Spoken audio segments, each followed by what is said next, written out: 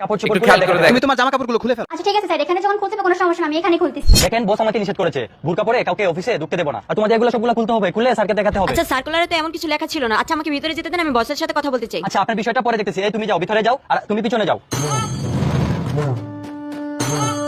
পরবর্তীতে ডাকলে আপনি ভিতরে যাবেন। আচ্ছা ঠিক আছে স্যার, ভেতরে আসতে পারি? হ্যাঁ হ্যাঁ, ভিতরে আসো ভিতরে আসো। Thank you sir. কি নাম তোমার?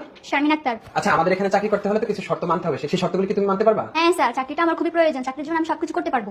আচ্ছা, তোমার সবগুলো কাগজপত্র নিয়ে আসছো, কাগজপত্রগুলো দাও দেখি। সবগুলো কাগজই ঠিক আছে, এই নেন। আচ্ছা ঠিক আছে, ফাইল ঠিক থাকলে আমরা পরে এই ফাইলগুলো দেখবো তোমার। আচ্ছা, তুমি যদি আমাদের এখানে চাকরি করো তাহলে তোমার জামা কাপড় সবকিছু খুলে আমাদেরকে দেখাতে হবে। তুমি কি খুলে দেখাতে পারবা? হ্যাঁ স্যার, চাকরির জন্য আমি সবকিছু করতে পারবো, এটাও খুলতে পারবো। দেখি তাহলে তোমার সবকিছু খুলে ফেলো তো দেখি। এখানেই খুলবো স্যার, পার্সোনাল কোনো রুম নাই? পার্সোনাল কোনো রুমে না, তোমার চাকরিটা করতে হলে এখানে আমাদের স্যারকে খুলে দেখাতে হবে সবকিছু, ঠিক আছে? তুমি যদি চাকরি করো তাহলে এখন জামা কাপড় খুলতে হবে। কি বলেন স্যার আপনি? হ্যাঁ হ্যাঁ অবশ্যই, এখানে তোমাকে করতে হবে। এখানে খুলতে হবে। আচ্ছা ঠিক আছে স্যার, এখানে যখন খুলতে হবে কোনো সমস্যা না, আমি এখানে খুলতেছি।